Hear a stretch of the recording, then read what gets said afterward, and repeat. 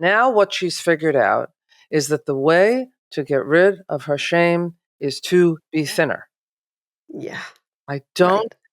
know if that's what she meant. How is it in a culture that is riddled with literally putting the shame on women, like slathering it on us with every ad, with every new diet, with every new drug, which is that our body is wrong, that now how do we solve for that? Change our body. There's something so wrong with that. We're not looking at let's change our culture.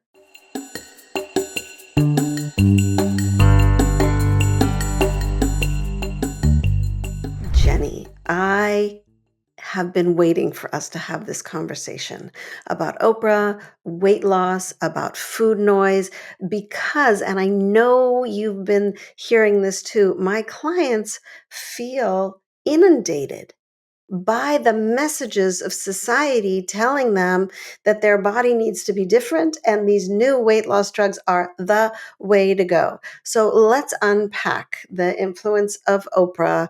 Let's unpack weight loss drugs and let's talk about food noise. Okay, Nina, I'm up for it. Great. It's really been a hot topic. I mean, certainly among my clients, certainly even among my peers, my friends, I get millions of texts from people I know. So, what do you think of this? Right. I want to start with a very important point, I think, which is, you and I are not here to tell people what to do, and we're not here to proselytize. Everybody has body autonomy, but body autonomy doesn't, mean that you can just do you can do anything. It's not smart to just do anything unless you know your context and you know your drivers and you know the things that motivate what you do. So, I will never, and I know Nina, you're in the same boat here, I will never have any judgments of any kind for anybody that chooses to do anything, related to their body, especially, if they really think they hate their bodies and they want them smaller. That's just tragic to me because, what happened to just loving and accepting the body that you Yeah. miracles, Yeah. produced, right? Yeah. And Jenny, I always say, I have no judgment for anyone because I ran out. I used it all up on myself. I judged myself for decades. I did all the things, failed at all the things, and I just judged so much that literally it became boring. So, absolutely, you're not going to get the judgment around anything from us. And I want to clarify because we say body autonomy almost on every single episode. Whenever we talk, we're talking body autonomy, even when we're not recording. And to be clear, body autonomy is the idea that it's your body. You get to do whatever the heck you want to do with your body. It's your choice. And not necessarily abortion if you live in certain places. It's a True. whole other story, but we won't do that today. Okay. Just saying, right, just to be really clear. And the your body, your choice, we want you to be informed. We want you to think about it not just from a facts level, but from a societal level, from a interpersonal emotional level. We really want you to make choices where you're in a deep conversation with your body. Deep conversation. Such a great phrase. So let's start with some of the facts, right? What are these injectables, right? They have a lot of trade names, which we all know: Ozempic, Wegovy, Manjaro, all the rest. They are GLP-1s, right? And they are a hormone produced in the gut, released after we eat. And the idea is that it will reduce appetite and the release of insulin, right? And regulate appetite in food. Now, doesn't this just sound like perfection, right? Like, oh, God, yes, thank you. This is what I've been waiting for. Right. And that's what people are saying is, "Oh my gosh, I have been waiting to stop being obsessed with what I ate, what I will eat. How full am I? How not full am I? I ate too much." And so it does give that panacea that like I have solved for What we're now hearing these words of in our culture, food noise, which is problematic. Gosh, food noise. That's such an interesting phrase, isn't it? I mean, you when you ask people what is that to you, they can sort of define it, right? They say, well, it's that voice in my head that's always telling me to eat, not eat, eat, not eat, eat, not eat. Now, what I wonder is that your intuitive voice saying, I am hungry, I should react to that cue. Mhm. I am getting full. It would be a good idea to react to that cue. Or is it a critical voice? A Yeah. critical voice that says, don't you think you've had enough? Yes. Don't you think you've had enough? Do you really want that? You sure you want that? If you have that, you deserve everything you get. I mean, and worse, right? I mean, we can all imagine. So is that food noise? I don't know what food noise is. Right, we are supposed to have an appetite. For me, the times that food noise was the loudest in my life is when I was restricting, because literally the food noise would get into my dreams, and I would dream about food when I was in my restrictive eating. And what I know from personal experience and from sitting with many clients is this feeling of like I'm sitting at a table and everybody else has put down the fork, and all I can think of is, oh, there's still some food there. Maybe I could eat it, but if I eat it, I will look too gluttonous. And if I don't eat it, I just can't stop thinking about it. Look how much time that took up, right? Just that thought, right? Think about how much that takes up space in our brains, in our souls, right? I should, I shouldn't, I can't, I won't, but I have to. Oh, screw it, that's it. I have to, It's that's exhausting. I'm just giving it. It is exhausting, isn't it? You can understand when someone says, okay, you mean all I have to do is inject myself once a week. It'll take 4 seconds, and I won't have to have. And cost thousands of dollars. But anyway, we'll Well, get yeah, to well, that. that's another point, isn't it, right? But Mhm. but I won't have to have that noise. That noise is not solved, in my mind, by an injection. That is the noise that you want to listen to. You wanna understand what's the story behind the noise. I love that. What's the story? What is the story behind that noise? And I want to take it back to my personal account of my food noise. That story was I had been on diets most of my life. So there was always this feeling of you're not allowed. Well, let's just put it on anyone. When we say to somebody, anyone, you're not allowed this, you're not allowed this, you're not allowed that, what's going to come up inside of us? But an inner rebel, a loud inner rebel that goes, don't tell me what to do. Literally, our body autonomy that says, I'm going to do what I want to do when I want to do it. And don't you dare tell me otherwise. And that conversation between that inner rebel and the rules is very loud. So, in my personal story, my mother was always in a very large body. And, you know, what did as a kid, I didn't know that. I didn't care. I just thought there was more to hug, more to love, all of that, right? And then what I noticed is, on the inside cabinet in the kitchen, right, on the door, I would always see some diet posted. I have such a clear memory in my mind. I was probably 9 years old. I remember looking at this thing, it was probably Weight Watchers at the time, and I remember saying, "Oh god, I hope I never have to do that." And that was in my head for a long time. The other food noise that was in my head was after kids made fun of her in front of me. Mm. My peers made fun of her, not me. And from that moment on, my mantra became, "Okay, don't let me be that, don't let me be that, don't let me be Mhm. that," right? That's food noise, right? Totally. That's food noise and that's body shame noise. Isn't it? And that's my point, that I think what we Mhm. call food noise is deeper than that. I'm not saying you have to go through 10 years of psychoanalysis to figure it out first. Just take a look. The evidence is always right there. Think about your past. Think about your relationship to food. I can't tell you how many clients I see that say, you know, I'm successful at everything else, Yes. Oh my gosh. right? I can run a family, I can run a business, I have Mhm. friends, I travel, I do this. I mean, the list is in my arm. And there's just this one thing, Right. Oh my gosh, I totally ditto, ditto, ditto. This one thing that I can't get under control. right? As if it is to be controlled. See, that's the point. Yes. When I say this to people, they're like, have you lost your mind? No, it is not to be controlled. Yes, I get it.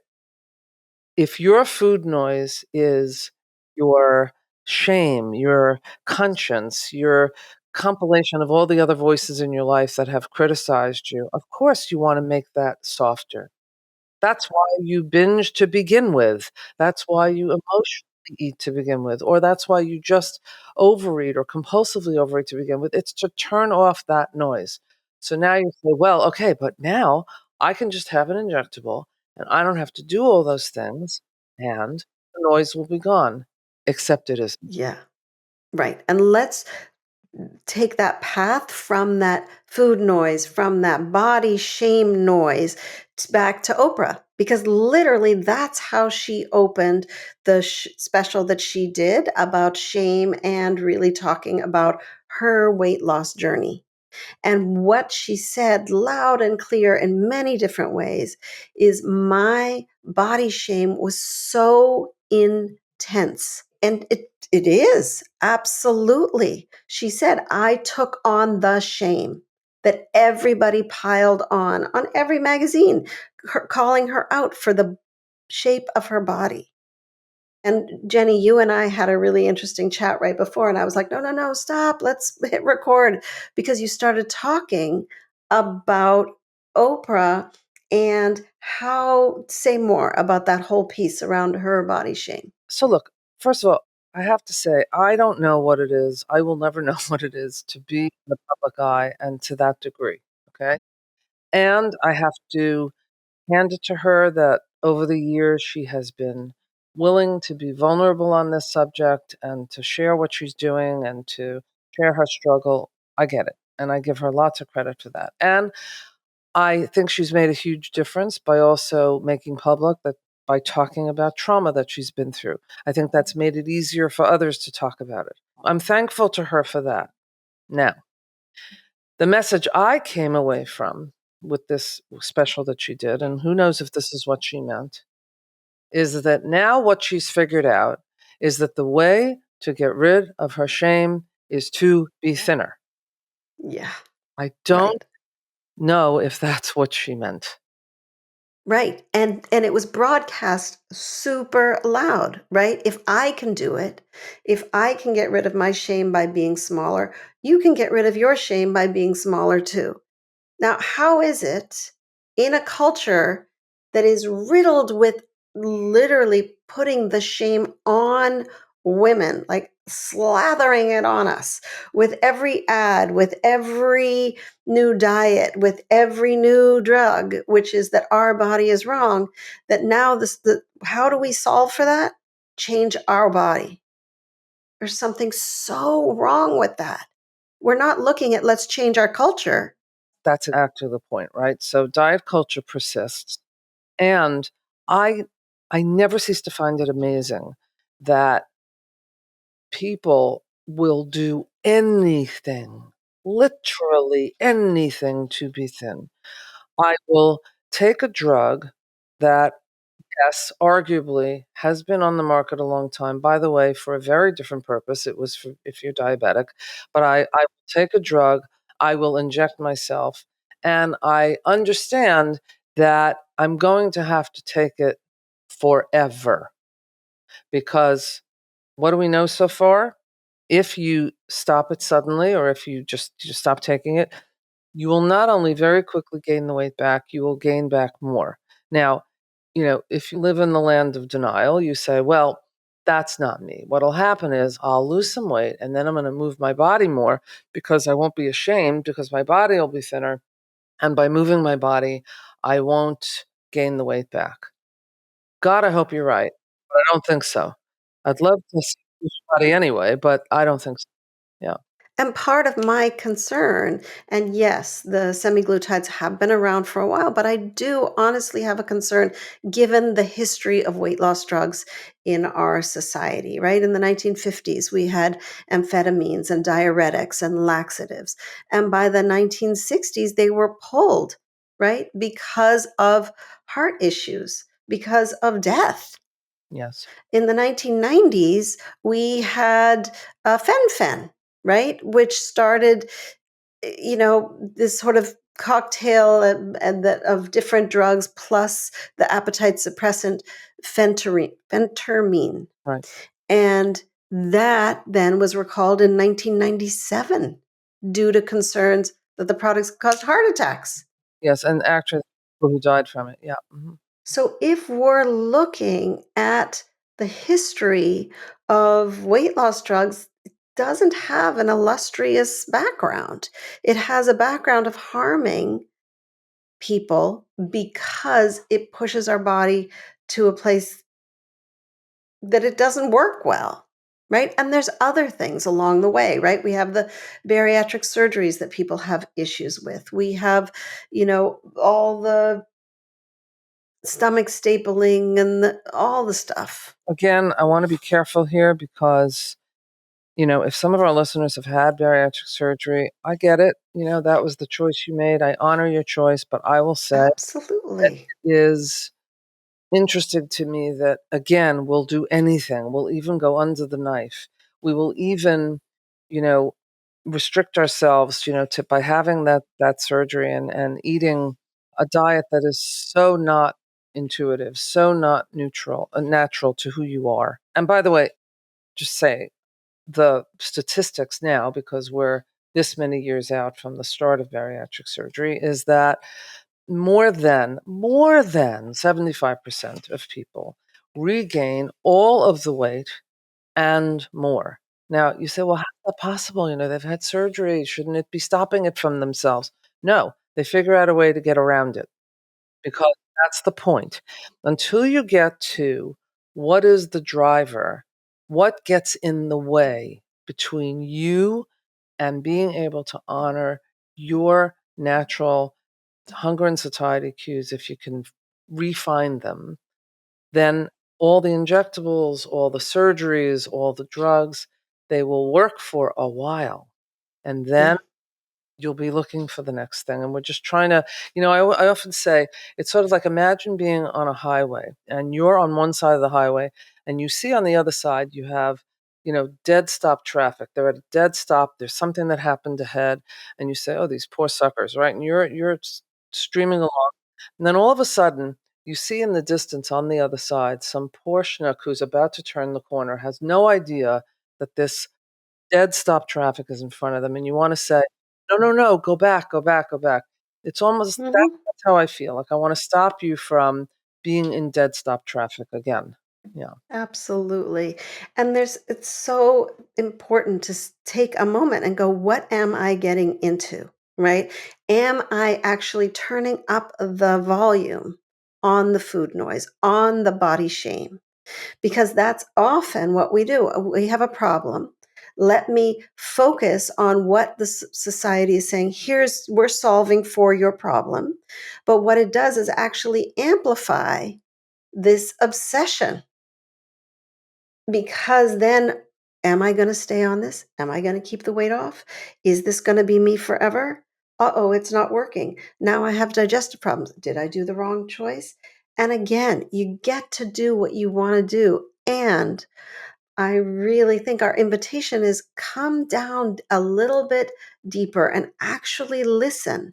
What is the conversation? And I'm not going to call it food noise because it's an actual conversation that you're having with your body, with your food, with other women when you walk into a room. What are you saying to yourself? All of those conversations with our bodies are gold. They are important. They are valuable knowings of what we really need and need to unpack to feel relaxed with food, not quiet with food, but at As peace. we talk about this, I'm reminded of something called internal family systems, which I know you know a lot about, IFS. And it is, in a word, it's a form of therapy that invites you to sort of take a look at the parts of you, not the physical parts, but the parts of your psyche, of your being, that have developed over time, like a protector, a defender. There are different parts. Mhm. What I love about IFS is that you actually get to talk to those parts.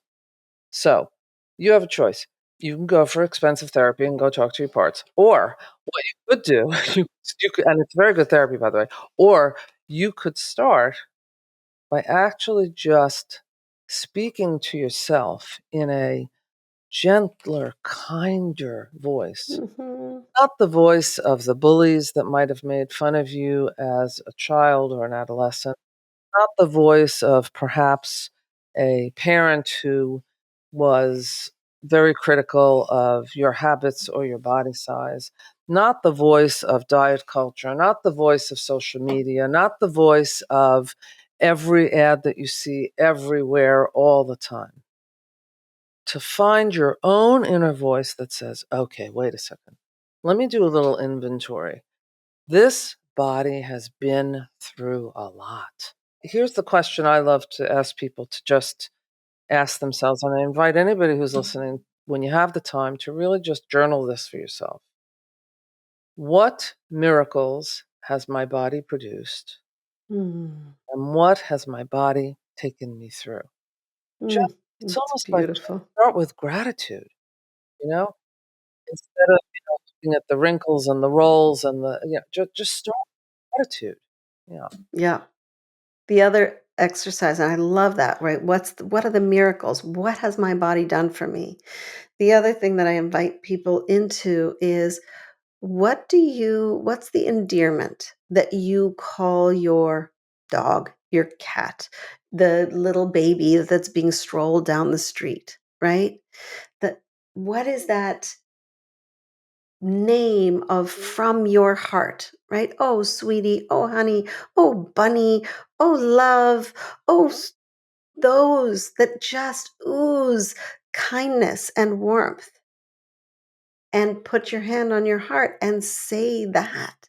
Oh, honey, oh, sweetie, right? The way that we treat beings that we care about, that we think are God's gift on the planet, right? We are that too. Nina, this could be problematic. I have a little 5.3 pound Yorkie. And what do you call? Well, do I have to start calling myself Sweetie Boy? Because that's what it is. Yes. Sweetie Boy. Yes, sweetie boy. Absolutely. Right? Imagine you turned to yourself and went, "Oh, sweetie." Right? With that sense of kindness, right? I was with my great niece this past weekend. Her name is Stella, and I would go, Stella Boo. And imagine if I looked in the mirror every morning and went, oh, hi, Nina Boo. Like, it's just sweet. But it's okay. I really all right, but you could try it. I think you should try it. I could try it. There's a gentleness, there's a lightness, there's a delight, right? We're delighting in our existence. We're delighting that we are in a body, that we are here to experience life instead of being in the despair, right? The difference of being in a despairing relationship with our body, and I understand how we get there, right? There's injury, there's illness, there's, mobility issues, there's trauma. Absolutely. There's all these aspects that put us in that place of despair. And there's no light switch that we can click and then ta-da, we're in delight. But if we practice, it's not, right? It's what I always say about body peace. It's not a destination, it's a practice. So if we practice being like, oh, hi, sweetie, and just see how that could make a slight shift in how we relate to ourselves. It's a beautiful idea. If I think about all the folks that we both, work with and we get to the privilege of working with, so often I hear, "Yeah, okay, enough of this gratitude stuff. I am just miserable in my body, thank you very I don't wanna have to order all my clothes online. If it's okay with you, I'd like to just walk into a store and buy something and put it on and have it look nice, and that's that. If I could just do that, Mhm. then everything else would be okay." Boy, I wish that was true. Now, again, I say body autonomy, right? If you wanna go do that, go do that. Really, Godspeed. But I'm also saying not to live in the fantasy as long as my body looks a certain way, I will be happy. I say, if you can find your happiness, if you can find your peace, if you can find your self love, you will be in the body you want to be in. Because you'll be in the one you're in, or because it may just transform in some ways on its own. Yeah. Yeah. And we're not saying it's la la land, right? It can get too simplistic either side, right? Oh, you're going to take these drugs or do this diet and ta-da, then you're going to be able to have that simple relationship with a body that you get to walk into that store that people say they want to walk into and fit the straight sizes. Okay, that to me also is simplistic, just as it's simplistic to be, I'm hating my body all the time. Those are neither one of those are multidimensional relationships with one's body. There's no relationship, real, authentic relationship in the world that is like la la la la la all the time. That doesn't exist. Let's get real about how we feel about ourselves. We don't just walk in, you wake up every morning and the people you're in your life with, everything is hunky dory, like walking into a store and everything fits. It's complex. We have conversations, we have feelings, we have beliefs that we bring to the relationship. Let's normalize the complexity of our relationship with our body. It's not so simple as there is body noise and there is food noise and there is shame noise and we should just erase it. That's not a real relationship. I love that you just, talked about the relationships we're in with other people, right? Can you imagine, and maybe this is true for some, I hope it isn't. Can you imagine that you wake up every morning and perhaps, you have a partner or a spouse, someone that you love, and the first thing you say to them is, ugh, ugh. I mean, Ugh, really? You? isn't that Ugh. what some of us do? Like we get up Mhm. and we look Mhm. oh God, okay. Now can you imagine if you did that to the person Right. you love?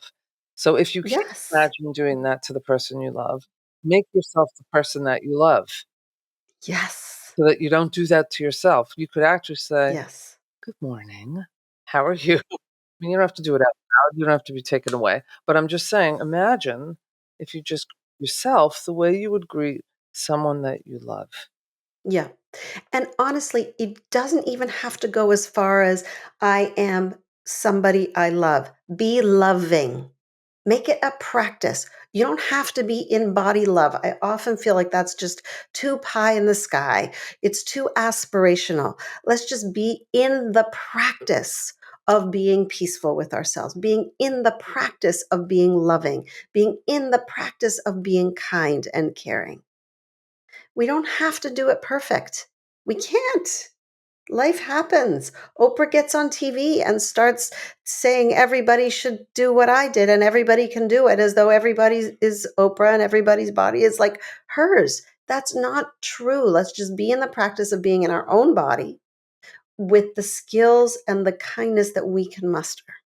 I wanna say one final thing too, and this is a conversation about privilege.